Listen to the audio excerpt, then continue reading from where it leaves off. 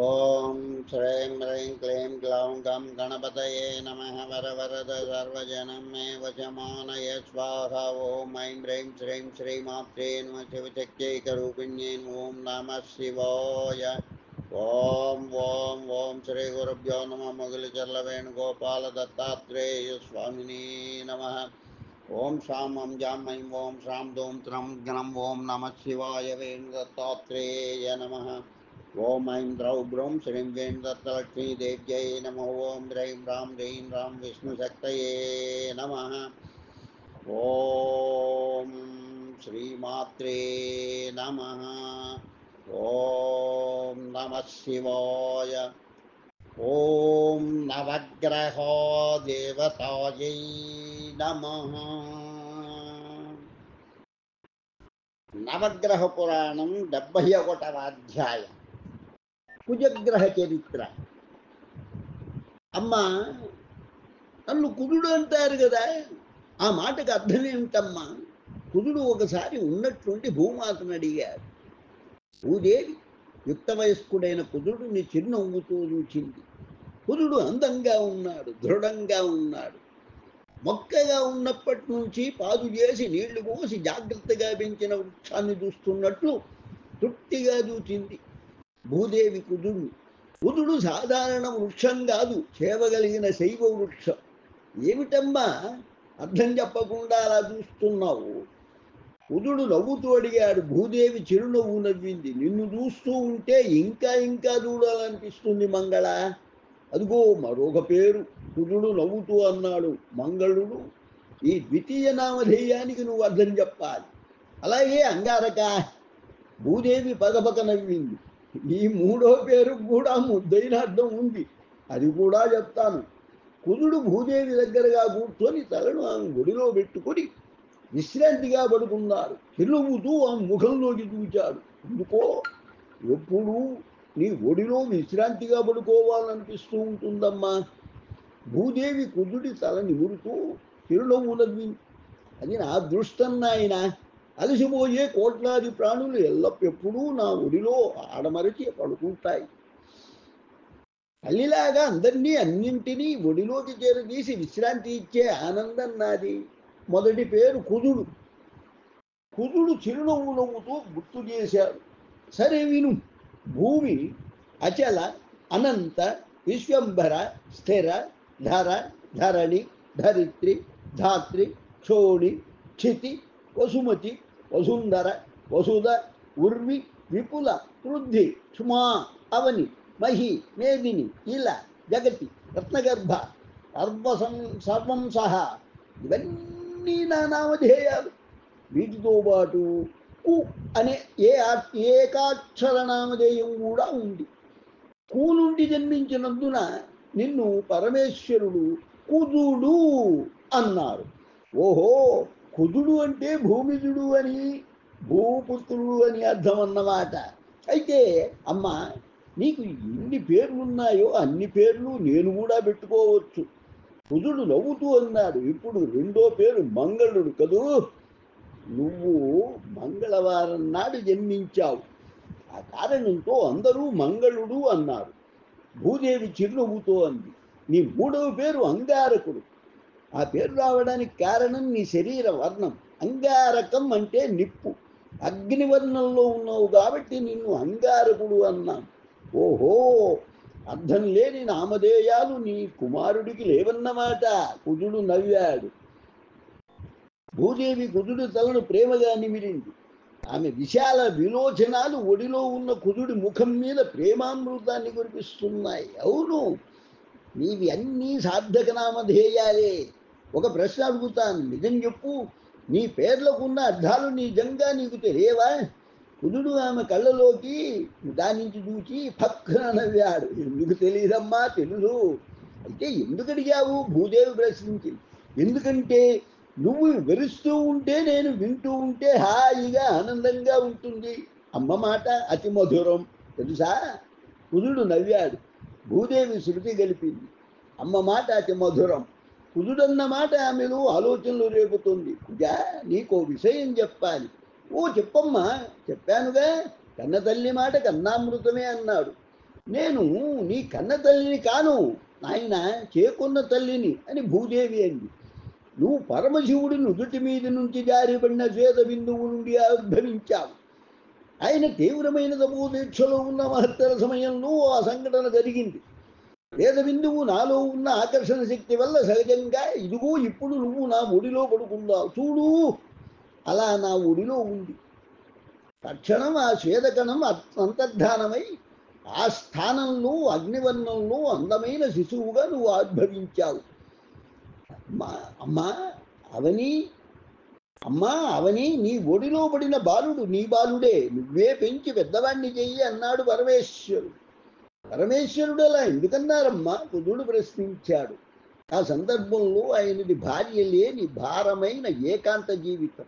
ఆయన సతీదేవి దక్షయజ్ఞంలో దగ్ధమైపోయింది. బిడ్డలు తల్లి పెంపకంలోనే లక్షణంగా సవ్యంగా వెదగలరని శివుడికి తెలుసు.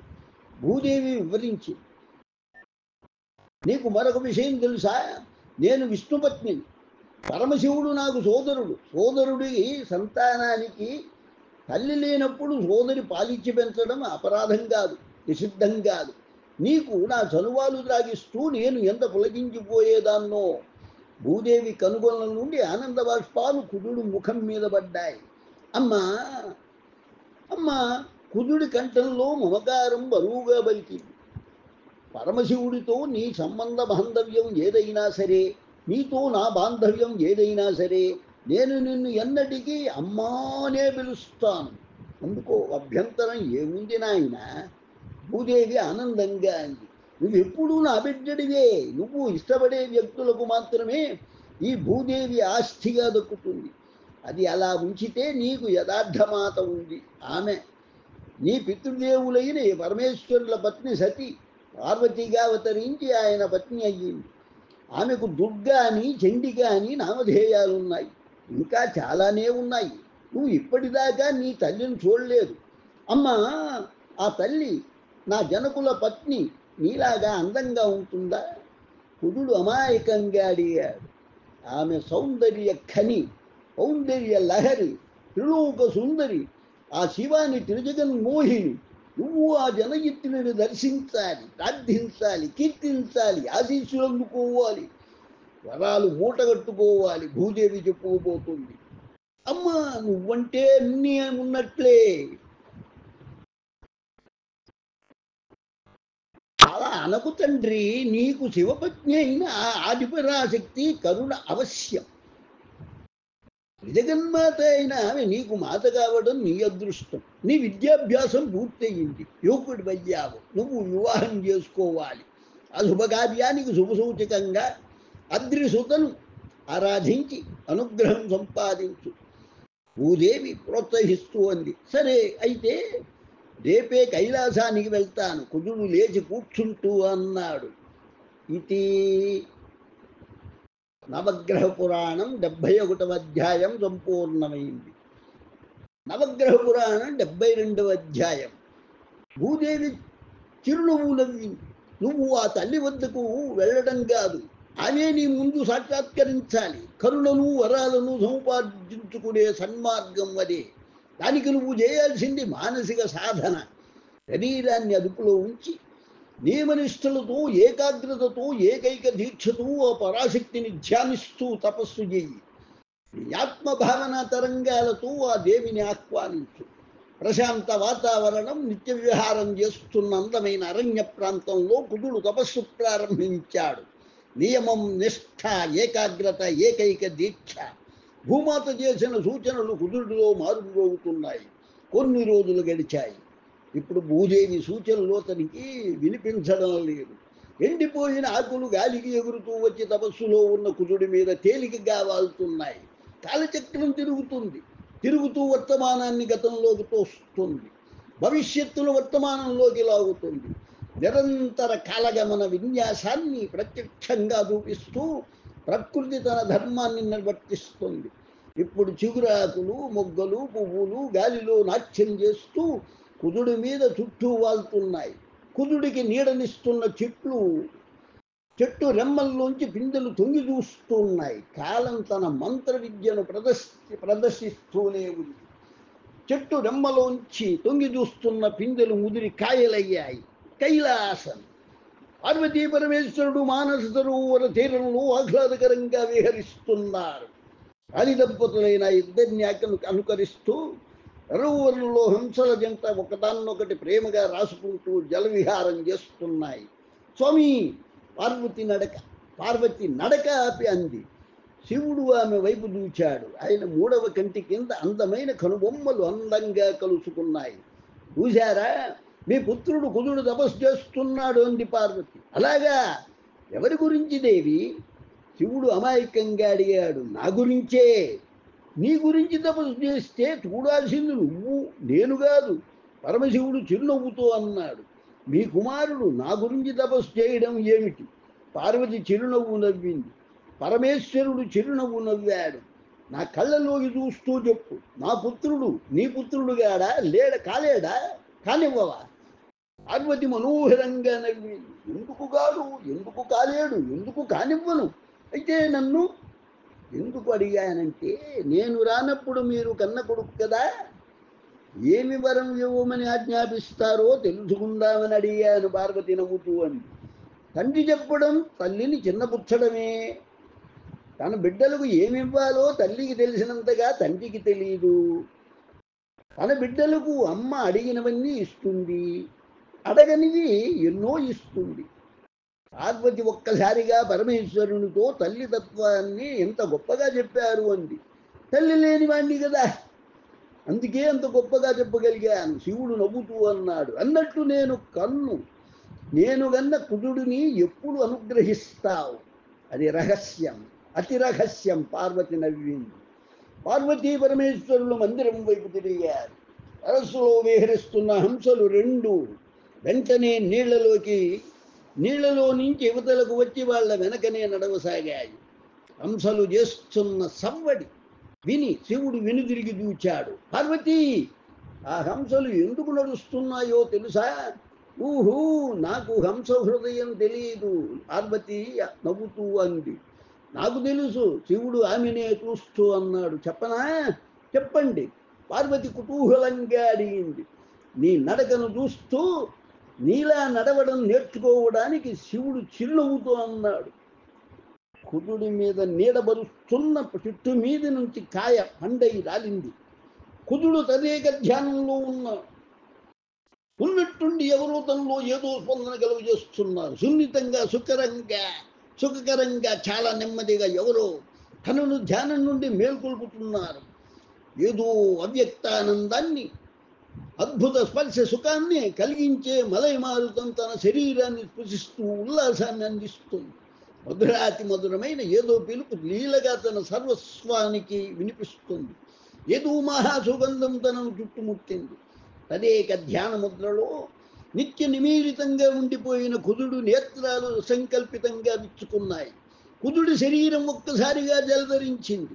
ఎదురుగా మెరుపు తీగ కాదు, మెరుపు తీగ లాంటి మహాసౌందర్యం కళ్ళెదుట చిరునవ్వు వెన్నెలను కురిపిస్తూ పార్వతి, శివాని, త్రిలోక సుందరి, త్రిజగన్మోహనమూర్తి, దుర్గ, చండిక.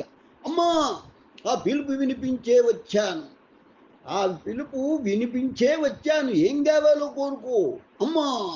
పార్వతి ముఖం చిరునవ్వుతో వికసించింది. అమ్మనే అడుగు. మంగళ, ఏం కావాలి? మంగళ అన్న సంబోధన కుదుడిలో ఆలోచనలు రేపుతుంది. కుదుడు అప్రయత్నంగా అడిగాడు.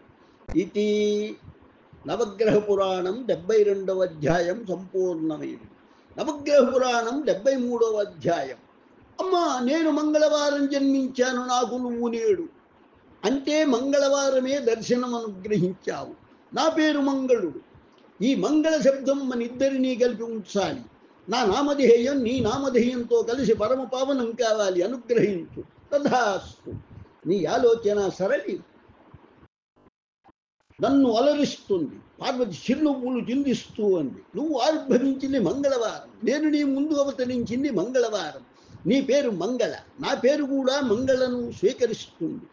చండిక అయిన నేను ఈనాటి నుండి మంగళ చండికగా వ్యవహరింపబడతాను. ధన్యోస్మి మాత మంగళ చండిక. ఇంకా ఏం కావాలో కోరుకో కుమారా.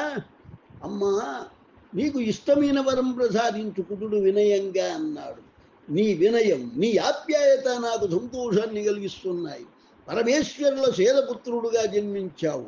నా నామధేయాన్ని నీ నామధేయంతో పొదుగుతున్నాను. పేరు నంటి పెట్టుకొని నీ పేరు ఉన్నట్టే నా సమీపాన నువ్వు ఎప్పుడు ఉండేలా వరమిస్తున్నాను.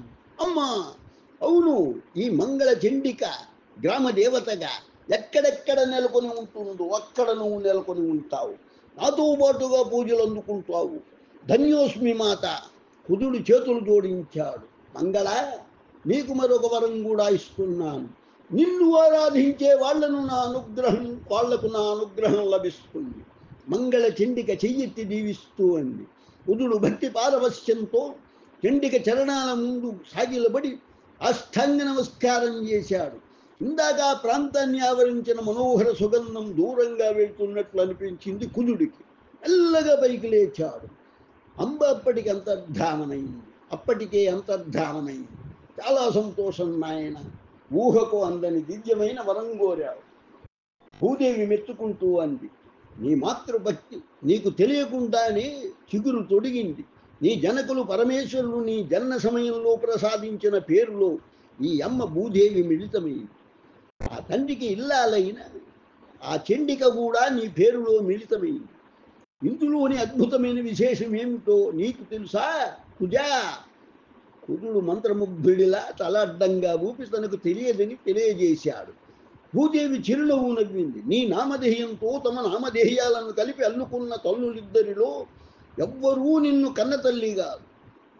అంటే ఈ భూమాత నిన్ను కనలేదు, ఆ చండికామాత నిన్ను కనలేదు. అంటే గర్భవాస క్లేశం అనేది లేకుండా జన్మించిన మహా అదృష్టం నీది. నీ జననంలోని విశేషం అదే.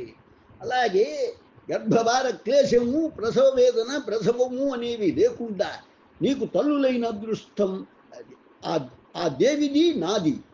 అమ్మా, నీ మాటలు వింటూ ఉంటే నేను మహాభాగ్యశాలిని అనిపిస్తుంది. కుజుడు ఆనందంగా అన్నాడు.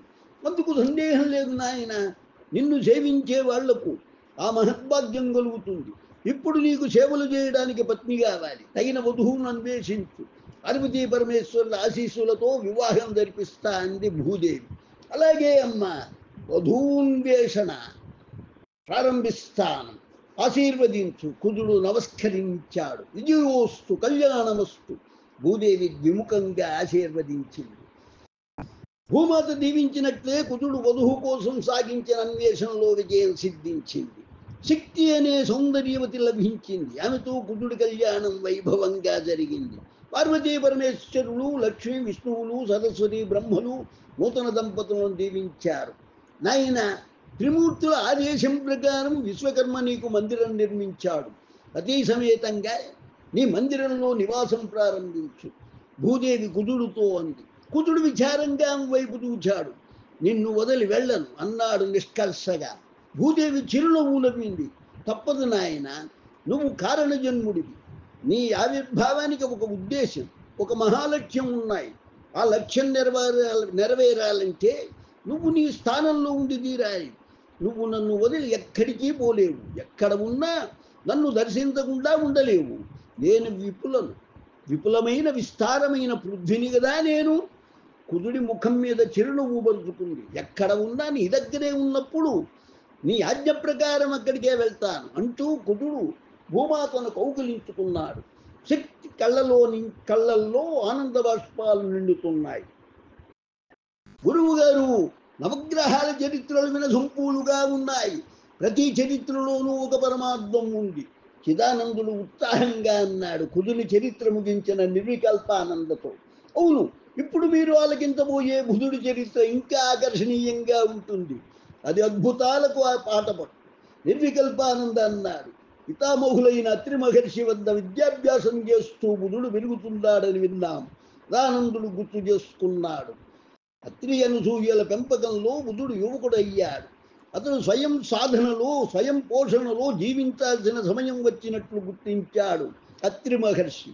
ఆ విషయాన్ని సతీమణి అనసూయతో చర్చించాడు. నిర్వికల్పానంద కథనం ప్రారంభించాడు.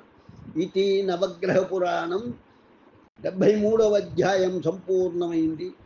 నవగ్రహ పురాణం 74వ అధ్యాయం. అనసూయ, బుద్ధుడు పెద్దవాడయ్యాడు, విద్య నేర్చుకుని బుద్ధిమంతుడయ్యాడు. ఇక మన రక్షణ పోషణ వాడికి అవసరం లేదు. స్వయం సాధనతో అభివృద్ధి చెందాల్సిన వయసులో అడుగు పెట్టాడు. అత్రి మహర్షి చెప్పుకుపోతున్నాడు. అంటే బుధుణ్ణి పంపించి వేస్తారా స్వామి? అనసూయ తన ప్రశ్నతో ఆయన వాక్కు ప్రవాహాన్ని నిలువరించింది. తప్పదు కదా, అతడు చిరునవ్వుతో అన్నాడు. అనసూయ ముఖాన్ని విచారం ఆవరించింది. బుధుణ్ణి కొడుకు కన్నా ఎక్కువ మక్కువగా చూసుకున్నాను. వాణ్ణి వదిలి ఉండాలంటే నువ్వు బాధపడకూడదు. త్రిమూర్తులనే పుత్రులుగా పొందగలిగిన భాగ్యాన్ని దూరగన్న అదృష్టవంతురాలివి. ఇంకా విష్ణువు పరమశివుడు నీ గర్భంబుదిలో ఊయలుగి జన్మించాలి కదా. దగ్గరై దూరం కావడం, దూరమయ్యాక దగ్గరవడం ప్రాణులకు సహజం కదా. దేవి బుధుణ్ణి దీవించి చంద్రుడి వద్దకు పంపించు. అలాగే అవునా తాతగారు, నన్ను పంపించి వేస్తున్నారా? బుధుడు అత్రి మహర్షి సమీపాన కూర్చుంటూ అడిగాడు. నా పితామహికి మీరు చెప్పారటగా, కదా. అవును నాయన, ఇంతకాలం నువ్వు మా ఆదుపాజ్ఞలో సంరక్షణలో పెరిగావు. ఇప్పటికే స్వతంత్రంగా స్వచ్ఛందంగా స్వీయ రక్షణలో స్వీయ పోషణలో జీవిస్తూ స్వీయ సాధనలో చరితార్థుడవు కావాలి. ఒక వయసు వచ్చేదాకా నువ్వు అస్వతంత్రుడి, ఇప్పుడు స్వతంత్రుడి. సహాయం పొందే ఆ వయసును అధిగమించావు. సహాయం అందించే వయసును అందుకున్నావు. నీ తండ్రి చంద్రుడి వద్దకు వెళ్ళు. అతని అనుమతితో నీ సాధన సాగించు. మీ ఆజ్ఞ, బుధుడు వినయంగా అన్నాడు. ఆజ్ఞ కాదు నాయన, ఆశయం. నువ్వు మాకు గౌరవం తెచ్చే ఆదర్శ యువకుడివి కావాలి. తగిన వధువును చేపట్టాలి. వంశాన్ని వృద్ధి చేయాలి. ఈ ఆత్రేయ గోత్రాన్ని చంద్రవంశంగా విస్తరింపజేసే బాధ్యత నీదే.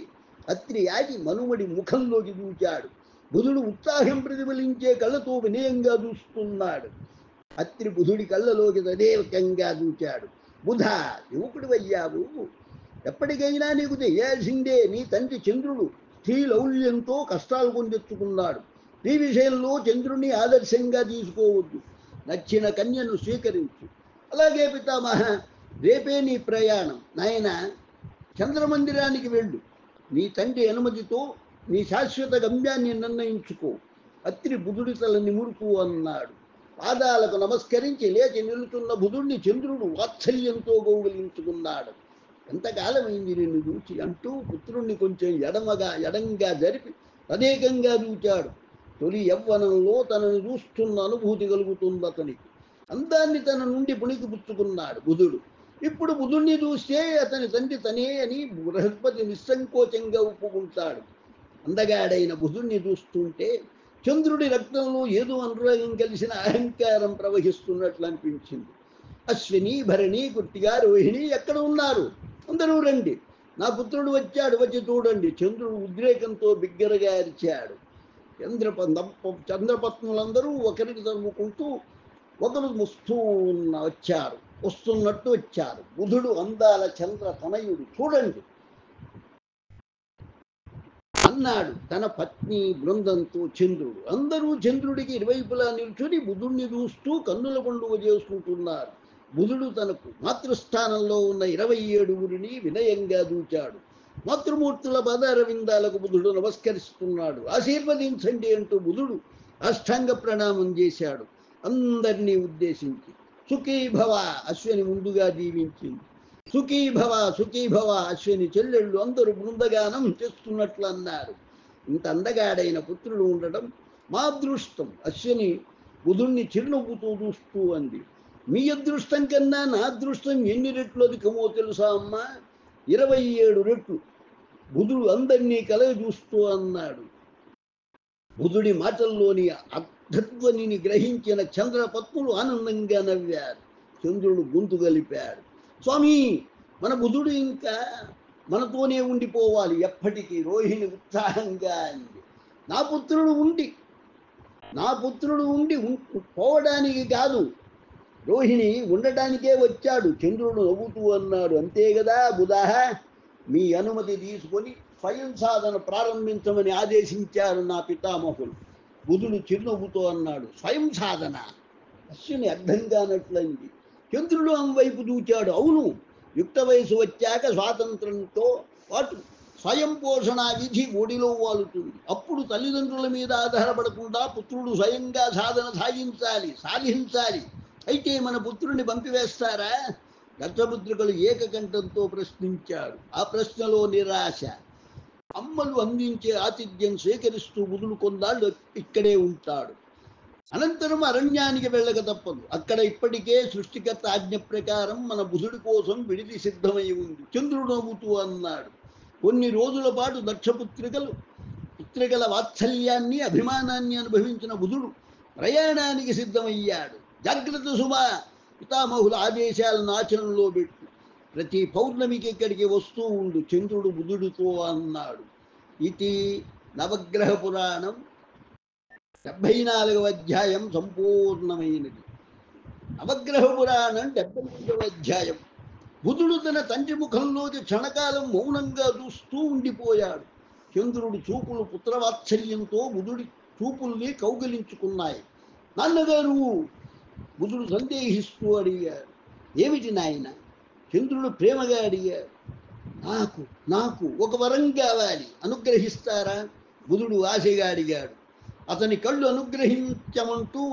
అనుగ్రహించమంటూ మౌనంగా ప్రార్థన చేస్తున్నాయి. బుధుడు కోరిన వరం చంద్రుణ్ణి ఒక్క కుదుపు కుదిపి చలనం లేని విగ్రహంలా మార్చివేసింది. చంద్రపత్నులందరూ కదలడం మరిచిపోయిన లతల్లా ఉండిపోయారు. హఠాత్తుగా ఆవరించిన నిశ్శబ్దంలో నిశ్చేష్టుడిగా నిలిచిపోయిన తన తండ్రిని బుధుడు ఆశ్చర్యంతో చూచాడు. నేను ఒకసారి అమ్మను చూడాలి, అనుమతి అనుగ్రహించండి. బుధుడు కోరిన కోరిక అందరి చెవుల్లోనూ ఇంకా మారుమ్రోగుతూనే ఉంది. చంద్రుణ్ణి తప్పించి, ఎందుకంటే అది చంద్రుడి హృదయంలో ప్రతిధ్వనిస్తుంది.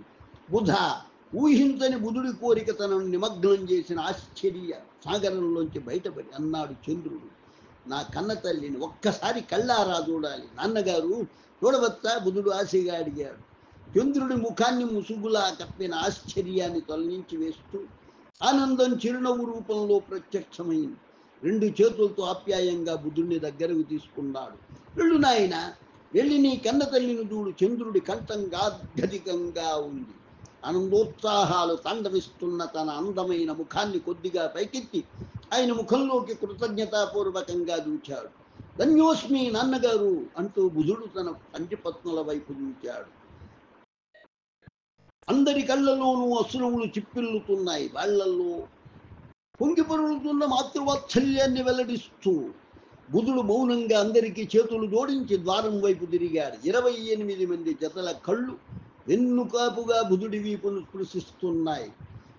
బృందగానంలాగా శ్రావ్యంగా శిష్యుడు వల్లివేస్తున్న వేద సూక్తాన్ని వింటూ బృహస్పతి తనకు ఎదురుగా అల్లంత దూరాన కనిపిస్తున్న దృశ్యాన్ని చూస్తూ నివ్వెరబోయాడు. ఆశ్రమం వైపు వస్తున్న యువకుడి మీదే ఆయన చూపులు నిలిచిపోయాయి. అందంగా వంపులు తిరిగిన కాలిబాట, ఆ పాద పదం మీద అడుగులు వేస్తూ వస్తున్న యువకుడు. ఆ దృశ్యం గతంలో తనకు కనిపించిన దృశ్యాన్ని గుర్తుకు తెస్తుంది. ఆ యువకుడు ఆ చంద్రుడిని గుర్తుకు తెస్తున్నాడు. ఏదో ఆశ్చర్యం, మరేదో అర్థం కాని ఆందోళన ఆయన లోపల బలంగా వేసుకొని గుండెని పిండుతున్నాయి. ఆ యువకుడు ఎవరో కాదు, చంద్రుడు. అవును, సందేహం లేదు, చంద్రుడే. ఎందుకు వస్తున్నాడు? ఆ ధూర్త శిష్యుడు గతాన్ని పునరావృతం చేయడానిక? రకరకాల ఆలోచనలు బృహస్పతిలో సంకుల సమరంగా సాగిస్తూ ఉన్నాయి. నిలువెల్లా నిండి నిభీకృతం అవుతున్న ఆశ్చర్యం ఆగ్రహంగా పరివర్తన చెందుతూ ఆయన శరీరాన్ని వణికిస్తుంది. గురువు గారి ముఖ కవళికలను గుర్తించిన శిష్యులు బల్లెవేతకు స్వస్తి చెప్పారు. జ్యేష్ఠలుడి విగ్రహంలా మారిపోయిన తన ముందు ప్రత్యక్షమైన చంద్రుణ్ణి ఉద్వేగంతో చూచాడు బృహస్పతి. ఎందుకు ఆయన కనుబొమ్మలో దూరుతున్నాయి. ఆత్రేయ మహర్షి పౌత్రుడు, చంద్రుని పుత్రుడు అయిన బుధుడు నమస్కరిస్తున్నాడు అంటూ యువకుడు బృహస్పతి పాదాలను స్పృశించి కళ్ళకద్దుకున్నాడు. బృహస్పతి గుండె వేగంగా స్పందించింది. ఆయన నేత్రాలు ఆశ్చర్యంతో విచ్చుకున్నాయి. అత్రి మహర్షి పౌత్రుడు, చంద్రుని పుత్రుడు బుధుడు. బృహస్పతిలో ఆవిర్భవించిన ఆగ్రహావేశాలు నెమ్మదిగా తగ్గుముఖం పడుతున్నాయి. ఉప్పెనలా వెవ్వెత్తున లేచిన ఉద్వేగ తరంగాలు తమ జన్మస్థానానికి అధోగమనం చేస్తున్నాయి. బుధుడు బృహస్పతి తనలో అనుకున్నాడు. బుధుడు బృహస్పతి తనలో అనుకున్నాడని అనుకున్నాడు, కానీ అనుకోలేదు అన్నాడు. అవును గురుదేవా, బుధుడు వినయంగా అన్నాడు, చంద్రపుత్రుణ్ణి, శిష్య సమానుణ్ణి ఆశీర్వదించండి. బృహస్పతి చెయ్యి అప్రయత్నంగా పైకి లేచింది. దీర్ఘాయుష్మాన్ భవ ఆయన పెదవులు ఉచ్చరించాయి. సుఖీభవ అంటూ చంద్రుణ్ణి దీవించిన విషయం తటాలన గుర్తుకొచ్చింది బృహస్పతికి. గురుదేవా, మిమ్మల్ని ఒకటి అర్థించడానికి వచ్చాను. బుధుడు అదే వినయంతో అన్నాడు. అనుమతిస్తే అర్థిస్తాను. బుధుడు తన గృహిణి తార గర్భంలో వాసం చేసి తన గృహంలో జన్మించిన బాలు తన పుత్రుడు కాదు, కానీ తన భార్యకు పుత్రుడుతాడు. బృహస్పతిలోంచి ఏదో నిర్వేదం నిశ్వాస రూపంలో బయటపడింది. ఈ బుధుడు బుద్ధిమంతుడిలా ఉన్నాడు, అర్థించడానికి అనుమతి అర్థిస్తున్నాడు. బుధుడి చూపులు అతని ప్రార్థనను గుర్తు చేస్తున్నాయి. బృహస్పతి అడుగు నాయన. అంతసేపు మౌనాన్నే ఆశ్రయించిన బృహస్పతి మెల్లగా అన్నాడు, నా తల్లి తారాదేవిని దర్శించుకోవడానికి అనుమతి ఉంచండి. బృహస్పతి ఆశ్చర్యంతో ఒక్కసారిగా ఊపిరి బిగబట్టాడు. ఎదురు చూడని అభ్యర్థన, తన ఊహకు అందని అభ్యర్థన. తన కన్న తల్లిని చూడడానికి తనయుడు అనుమతి అడుగుతున్నాడు. ఉద్వేగ భారంతో బృహస్పతి శిరస్సు ముందుకి వెనుకకు కంపిస్తూ ఉండిపోయింది. తను ఎంత మాట్లాడినా మౌనంగానే ఉండిపోతున్న బృహస్పతిని, వాక్పతిని, వాచస్పతిని ఆశ్చర్యంగా చూస్తూ ఉండిపోయాడు బుధుడు. తన ముందు కూర్చున్న దేవగురువు సామాన్యుడు కాదు. ఆయన వాక్పతి, వాక్చాతుర్యం కలిగిన వేదాది, మాటల మాంత్రికుడు, కానీ మాట్లాడడం లేదు. గురుదేవా, బుధుడు ప్రాధేయపూర్వకంగా అన్నాడు, ఒక్కసారి నా మాతృదేవతను చూచి వెళ్ళిపోతాను. నేను అమ్మను చూడాలి. బొంగురుగా ధ్వనించిన బుధుడి స్వరం విని బృహస్పతి రెప్పలెత్తి అతని ముఖంలోకి చూచాడు. బుధుడి కళ్ళల్లో ఆశ ద్రవ రూపంలో కదలాడుతుంది. అతని కళ్ళలోని ఆ ఆశ తన హృదయాన్ని ద్రవింపజేస్తుంది. బృహస్పతి ఇంకా మౌనంగా ఉండలేకపోతున్నాడు. ఇది నవగ్రహ పురాణం 75వ అధ్యాయం సంపూర్ణమైనది. నవగ్రహ పురాణం 76వ అధ్యాయం. హృదయాలు ద్రవిస్తూ స్పందించే విశిష్ట క్షణాలలో మాటలు అవసరం లేదని ఆ వాక్పతికి తెలుసు. బృహస్పతి చిరునవ్వుతో బుధుణ్ణి చూచాడు. ఆ చిరునవ్వు ఆయన ముఖానికి ప్రశాంత ప్రకాశాన్ని పులుముతుంది. అన్నయంగా తలపంకిస్తూ ఆశ్రమం వైపు చెయ్యి చూపించాడు ఆయన. బుధుడి ముఖం ఆనందంతో వికసించింది. అప్రయత్నంగా చేతులు జోడించి ఆశ్రమం వైపు అడుగులు వేశాడు అతను. అప్పటిదాకా మౌనంగా ఉండిపోయిన శిష్య బృందం వల్లెవేయడం ప్రారంభించింది. ఆశ్రమం ద్వారం దాటి లోపలికి అడుగుపెట్టిన బుధుడు ఆగాడు. అతని కళ్ళు ఆతృతంగా అంతటా కలయి చూచాయి. ఎవ్వరూ లేరు. ఎదురుగా ఉన్న ద్వారం వైపు వెళ్ళబోతూ తటాలు నాగాడు బుధుడు. ఎదురుగా ఉన్న ద్వారబంధం ముందు ఒక స్త్రీ పూర్తి ప్రత్యక్షమైంది. ఆమె చేతిలో పూల సద్దం ఉంది. అపరిచిత యువకుడిని ఆశ్రమంలో చూచిన ఆశ్చర్యం ఆమెను ద్వారబంధానికి బంధించింది. ఆమె తార. చంద్రుడు మళ్ళీ వచ్చాడా? ఒకదాన్నొకటి వెంటాడుతూ గుర్తుకొస్తున్న ఆలోచనలు ఆమెను అయోమయానికి గురి చేస్తున్నాయి. బుధుడు అసంకల్పితంగా ముందుకు ఆమె వైపు అడుగులు వేస్తున్నాడు. ఏదో దృశ్యబంధం అతన్ని ఆమె వైపుకు లాగుతుంది. అతని అంతరాంతరాల్లోంచి ఏదో పిలుపు సంకల్ప రూపంలో జన్మించి అదే క్షణంలో పరావాక్కుగా పరిణమించింది. ఆ పరావాక్కు పశ్చంతి వాక్కుగా పరిణమించింది. మధ్యవాక్కుగా ఎదిగింది. మధ్యవాక్కు వైఖరి వాక్కుగా మారి సశబ్దంగా వెలువడింది. బుధుడి అంతరాంతరాల్లోంచి దూసుకుంటూ వెలువడిన పిలుపు తార కన్నపుటాలను స్పృశించి ఆమెకు అలౌకికమైన శ్రవణానందాన్ని అందించింది. చంద్రుడు కాదు, చంద్రుడి ప్రతిరూపం. తన గర్భకలశంలో అంకురించిన అనురాగం, తాను ప్రసవించిన ప్రణయ ఫలం, తన కన్న కొడుకు, తాను కడుపారా కన్న పాపడు బుద్ధుడు. అమ్మా దగ్గరవుతూ తనను నోరారా పిలుస్తున్న బుధుడి వైపు తార మంత్రముగ్ధంలా అడుగులు వేసింది. నాయన, తార కంఠం ఉద్వేగంతో వణికింది. తను గర్భం ధరించి 9 మాసాలు భరించి మహనీయ ప్రసవేదన మధురానుభూతిని అర్థం చేసుకుంటూ ప్రసవించిన తన బిడ్డడు ఇన్నేళ్లకు మొట్టమొదటిసారిగా తనను అమ్మో అని పిలుస్తున్నాడు. బిడ్డడికి జన్మనిచ్చిన ఎన్నో ఏళ్లకు ఈనాడు తాను మొట్టమొదటిసారిగా అమ్మా అన్న పిలుపును వింటుంది. తారలో ఇంతకాలం ఘనీభవించి ఉండిపోయిన ప్రోతస్విని ఒక్కసారిగా కరిగి ప్రవహిస్తుంది. బుధుడు తనకు తెలియకుండానే అమ్మ కౌగిల్లో దిగిపోయాడు. తార తనకు తెలియకుండానే బుధుణ్ణి ఆప్యాయంగా అక్కున చేర్చుకుంది. తల్లి తన తన్మయత్వంతో ఆశ్రమంలో కాలం స్తంభించింది. తార ఆనందాశ్రువులు బుధుడికి అభ్యంగన స్నానం చేస్తున్నాయి. అమ్మా! తార ఆవేశాన్ని ఉద్రేకాన్ని నిగ్రహించుకుంటూ కొంచెం దూరంగా జరిగింది. బుధుణ్ణి నగసిక పర్యంతం చూస్తూ ఉండిపోయింది. ఇన్నేళ్లకు తన ఎదుట నిలుతున్న తన బిడ్డడికి తనకు మధ్య తెరలా ఏర్పడుతున్న కన్నీటిని ఆనంద బాష్పాలను తుడుచుకుంది. నాయన, 9 నెలలు నిన్ను గర్భంలో మోశాను, 10 రోజులు ఈ చేతులతో మోశాను. తార తన చేతుల్ని చూపుతూ అంది, 10 రోజుల పసిగుడ్డుగా ఉన్న నిన్ను ఈ చేతులతోనే ఇచ్చివేశాను. అమ్మా! బుధుడి కంఠం బొంగులు పోయింది, కళ్ళు తడిగా మెరిశాయి. అవునాయన, ఏడుస్తూ ఇచ్చివేశాను. ఇచ్చివేశాక ఏడుస్తూ ఉండిపోయాను. బుధ, నేను నీ దగ్గరకు రాలేననుకున్నాను, నువ్వు నా వద్దకు రావనుకున్నాను. నువ్వెవరో తెలిసిన నేనే నీకోసం రానప్పుడు నేనెవరో తెలిసి నువ్వు ఎలా రాగలవు? అందుకే నువ్వు ఇంకా నా కళ్ళకు కనిపించవనుకున్నాను.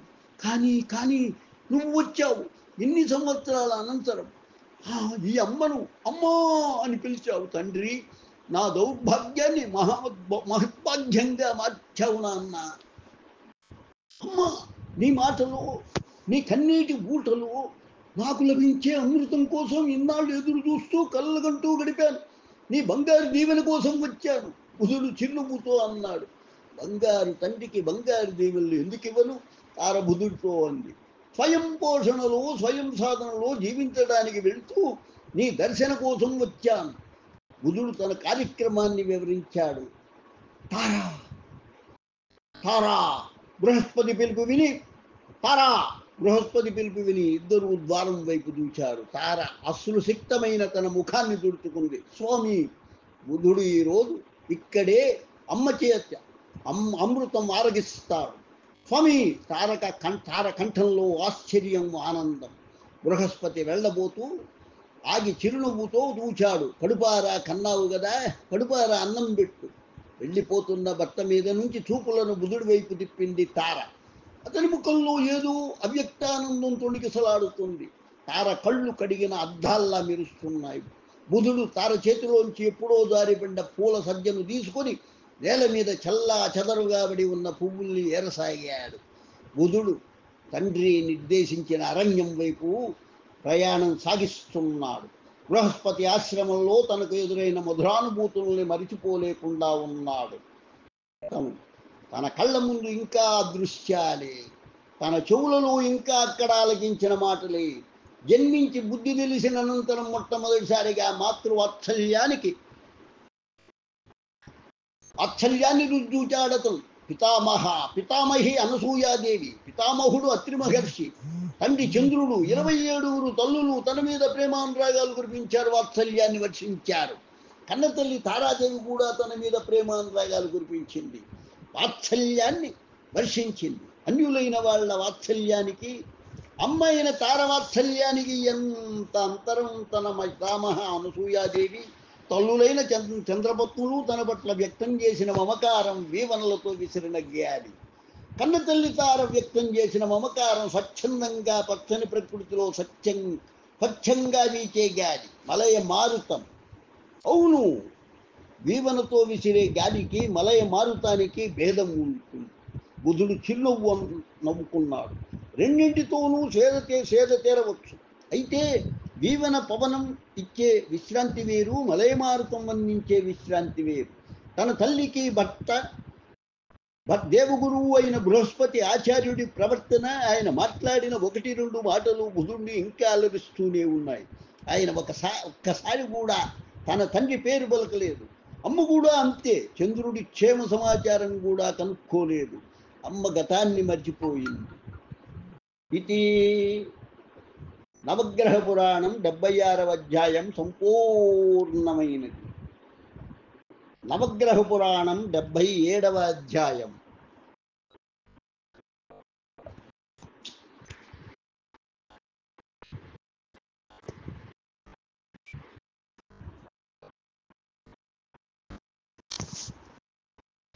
నవగ్రహ పురాణం 77వ అధ్యాయం.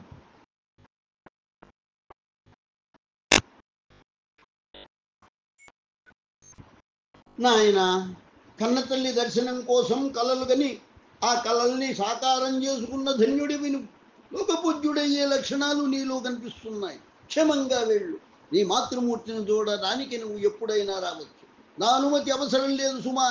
తనకు వీడ్కోలు పలుకుతూ శిరస్సు సృష్టించి దీవిస్తూ ఆయన అన్న మాటలు బుధుడికి మళ్ళీ మళ్ళీ వినిపిస్తూనే ఉన్నాయి.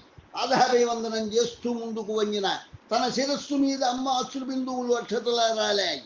తనను లేవనెత్తి తన నుదురును చుంబించినప్పుడు అదిరిన అమ్మ పెదవులు ఆమె శతకోటి ఆశీస్సులను తనకు అందించాయి.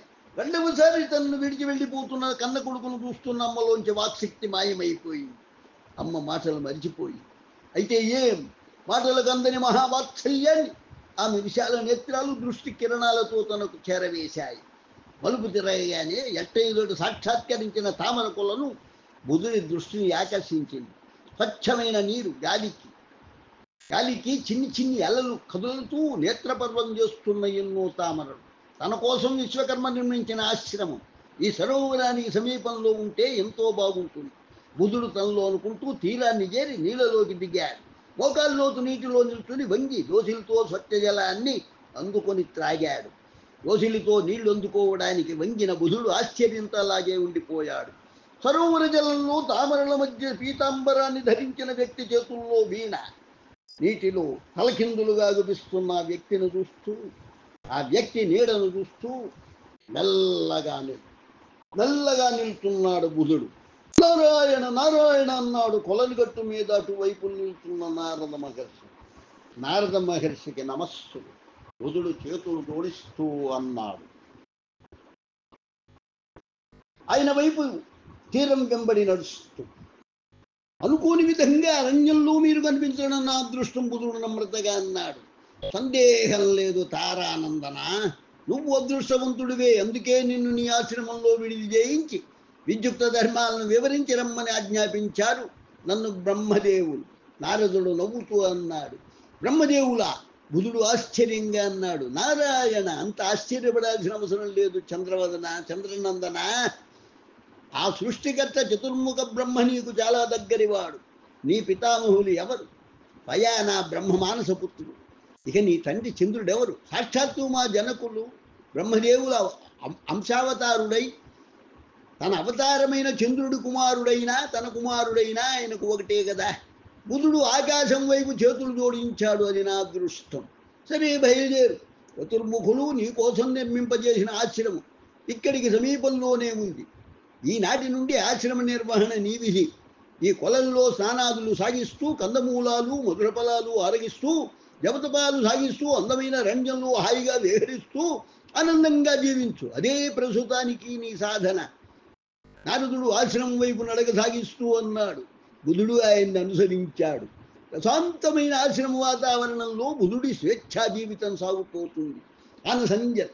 అనుష్ఠానం, ఆహారం, విహారం ఇదే బుధుడి నిత్య జీవన సరళి. తమంత తానే తనతో మచ్చిక చేసుకున్న పక్షులతో, నెమళ్లతో, కుందేళ్లతో, జింకలతో తన ఆశ్రమవాసం ఉల్లాసంగానే ఉంది. అయితే ఏదో వ్యక్తంగాని వెలితి బుధుణ్ణి వెంటాడుతుంది. ఆ వెలితి తన లోపల ఉంది, వెలుపలా ఉంది. అది దేనికోసమో ఎదురు చూస్తున్న వెలితి. అది ఎవరి కోసమో ఎదురు చూస్తున్న వెలితి. వాడుక ప్రకారం సాయం సమయ ప్రశాంత వాతావరణంలో అరణ్య ప్రాంతంలో విహారం చేస్తూ సంచరించున్న బుధుడికి వేట కుక్కల అరుపులు, జంతువుల అరుపులు, గుర్రాలు, పరిగెడుతున్న శబ్దాలు, వేటగాళ్ల కేకలు వినవచ్చాయి. ఎవరూ వేటాడుతున్నారు. తన ఆశ్రమానికి తీసుకువచ్చిన రోజున నారద మహర్షి తనకు చెప్పిన విషయాలు గుర్తుకు వచ్చాయి బుధుడికి. ఈ అరణ్యం వైవస్వతుడి రాజ్యానికి సమీపంలో ఉంది. వైవస్వతుడు ఎవరో తెలుసా? సూర్యుడికి సంజ్ఞకు జన్మించిన జ్యేష్ఠపుత్రుడు. సూర్యుడికి వివస్వంతుడు అనే పేరు ఉంది. వివస్వంతుడు కుమారుడైన కారణంగా వైవస్వతుడు అని పేరు పెట్టారు. ఈ వైవస్వతుడు తండ్రి సూర్యుడి అనుమతితో రాజ్యపాలన చేస్తున్నాడు. ఆయన పత్ని పేరు శ్రద్ధ. నారదుడు వివరిస్తూ చిరునవ్వు నవ్వాడు. ఇదంతా ఎందుకు చెప్పానంటే, ఇక్కడ నీది ఏకాంత జీవితం. పరిసరాల్లో ఉన్న వారి గురించిన పరిచయం అవసరం. నారద మహర్షి మాటలు గుర్తు చేసుకొని నవ్వుకున్నాడు బుధుడు. తనకి ఎవరి పరిచయాలు అవసరం లేదు. వైవస్వతుడి రాజ్యానికి చెందిన వేటగాళ్ళు తన ఆశ్రమ పరిసరాల్లో కర్కశ మృగయ వినోదం గావించి జంతు హరణం సాగించకుండా తన ఆశ్రమ ప్రశాంతతకు భంగం కలిగించకుండా ఉంటే చాలు. బుధుడు ఆలోచిస్తూ వేట సృష్టిస్తున్న కలకలానికి దూరంగా తన ఆశ్రమం వైపు తిరిగి నడక ప్రారంభించాడు. బుధుడు ఆశ్రమంలోంచి యువతలకి వచ్చాడు. అతని కోసమే వేచి చూస్తున్నట్లు 2 కుందేళ్లు జింకపిల్ల పరుగున వచ్చాయి. వాటిని పలకరించి శరీరాలు దువ్వి ముందరి కాళ్లకు బంధాలు వేస్తున్న నెమళ్లను తప్పించుకుంటూ సాయంకాలం వనవిహారానికి బయలుదేరాడు బుధుడు. తామర కొలను గట్టు మీద ఆగి సాయంకాలం నీరెండలో మెరుస్తున్న వద్బాలను కాసేపు పరికించి నడక సాగించాడు బుధుడు. పొలం చుట్టూ ఉన్న చెట్లు గుబుర్లలోంచి రకరకాల పక్షులు ఆవేశంతో అరుస్తున్నాయి. పక్షుల అరుపులు వినిపించినంత దూరం సాగిపోయిన బుధుడి చెవులను మరొక శబ్ద సంచయం తాకింది. వేట. బుధుడు ఆగి క్షణకాలం ఆలోచించాడు. ఈ మృగయ వినోదులు అచిరకాలంలో తన ఆశ్రమ ప్రాంతానికి వచ్చి వేస్తారు. ఆశ్రమ ప్రదేశం వైపు రావద్దని హెచ్చరించడం మంచిది. నిర్ణయం చేసుకున్న బుధుడు వేట కలకలం వినవస్తున్న దిశగా వేగంగా నడవడం ప్రారంభించాడు. ఇది నవగ్రహ పురాణం 77వ అధ్యాయం సంపూర్ణమైనది. లోకా సమస్తా సుఖినో భవంతు. లోకా సమస్తా సుఖినో భవంతు. లోకా సమస్తా సుఖినో భవంతు. ఓం శాంతి శాంతి శాంతి. స్వస్తి.